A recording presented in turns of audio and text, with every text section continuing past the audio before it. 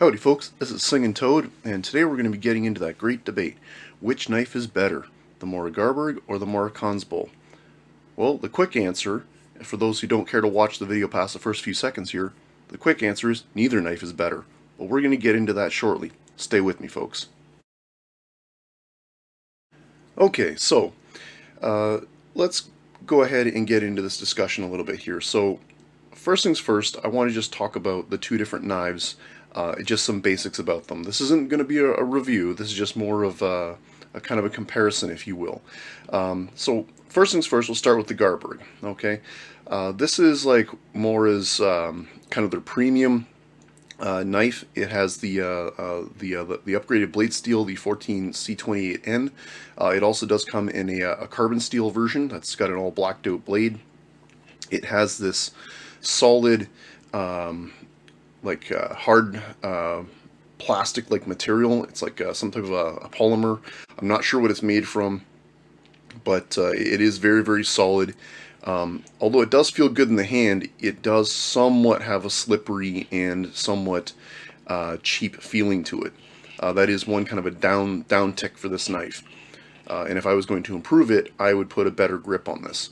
It is a full tang knife, and the blade thickness is quite good. I don't know offhand what the thickness is, but maybe I'll annotate that down at the bottom here.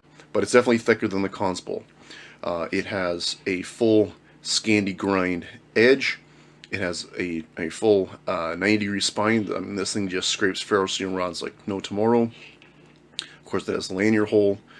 And now mine came with the leather sheath, which I have modified. So I do have a video where I talk about how I modified this leather sheath to make the knife like that. Almost, I like the sheaths when they ride, when the knife rides low on the belt. I prefer like dangler style sheaths. But today's video isn't really talking about the sheath because I have modified it. But there is several sheath options available for the Garberg. Now moving on to the Kansbol. First things first, it is thinner than the Garberg. It is in a slightly lesser grade of steel. It's in the 12C 27. Forgive me, I don't exactly remember what it is. Again, I'll probably annotate it at the bottom here if I've got things wrong. But it's a middle of the road blade steel. It's not bad, but arguably not as good as 14C28N. Now, of course, it has the Scandi grind, but it has this cut in here, which facilitates really good food prep and other things, and I'll get more into that. We'll get further along in the comparison here. It is not a full tang knife. It has a standard, like the rat tail kind of tang that comes to, I think, about here in the handle.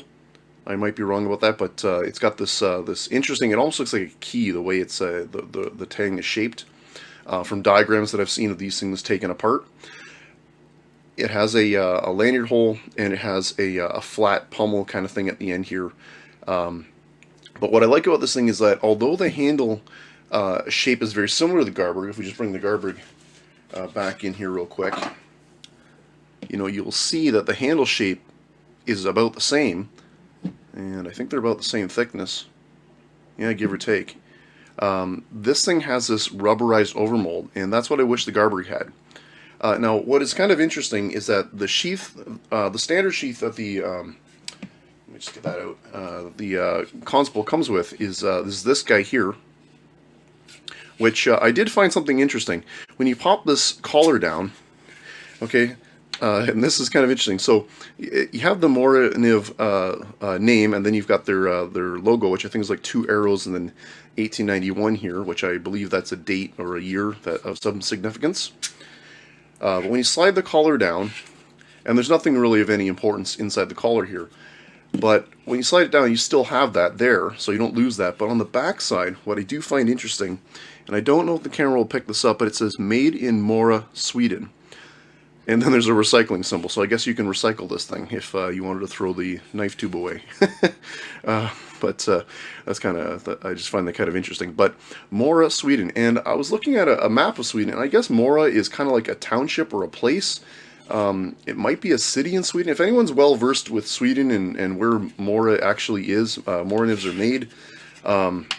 Is it an actual city? Is it a town, or is it just kind of like a county? Because the name Mora shows up on the map several times in that area, so I'm assuming it's kind of like a county. Kind of like where I live, we have counties. I live in a place called Simcoe County, as an example.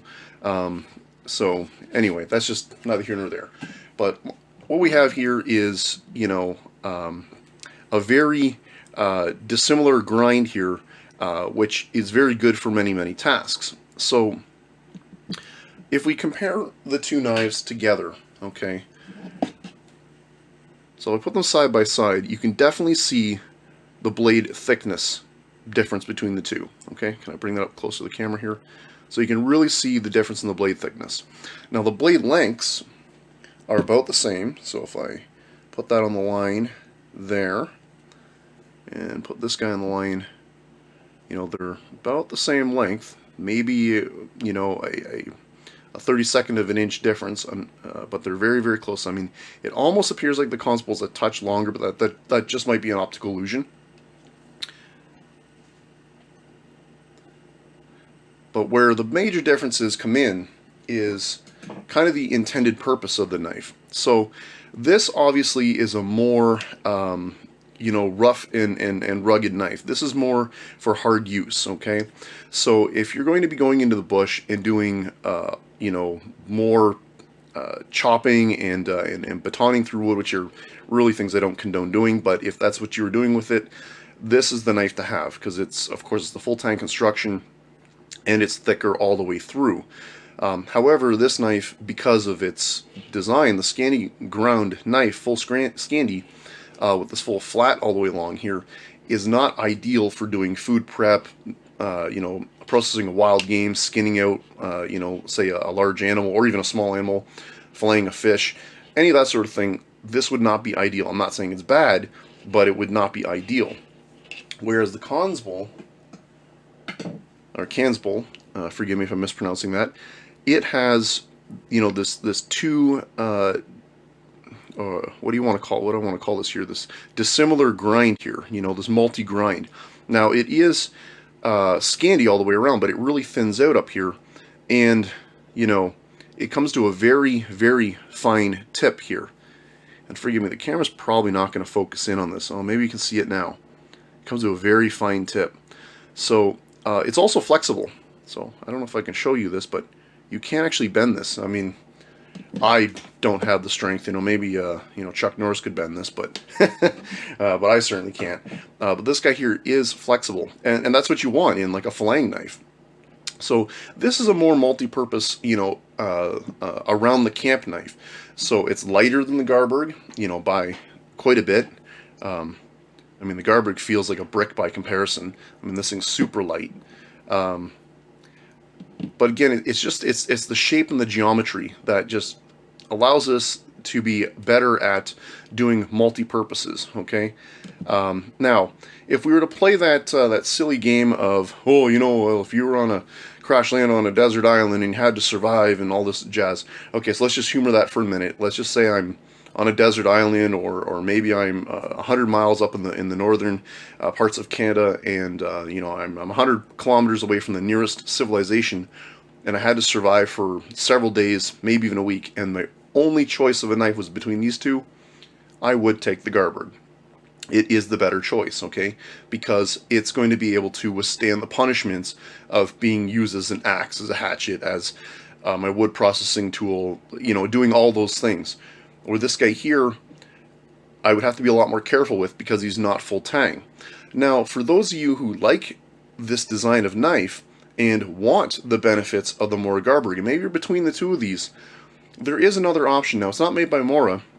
If you go check out Junkyard Fox's channel, he's got a knife called the Snake Eater, which is kind of the best of both worlds. It's kind of like the Kansbol. It has, this two grind design. It is somewhat inspired by that, and I believe that is something he actually said, that it's kind of inspired by the Kansbol, but it is full tang, and it's made out of, I think it's made out of a carbon steel.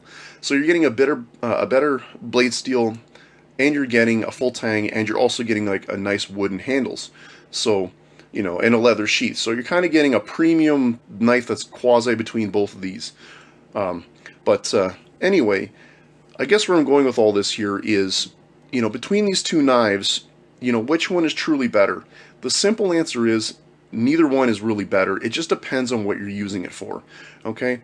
If you need a rough and tough, beat the death knife that you're going to be chopping and using it to dig holes and all kinds of silly things, then the Garberg is definitely going to be better at that.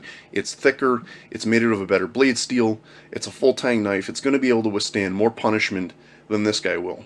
However, if you're bringing, say, an axe with you, or a hatchet, or a wood saw, you may not, need this. Your knife is not your primary big wood cutting tool anymore.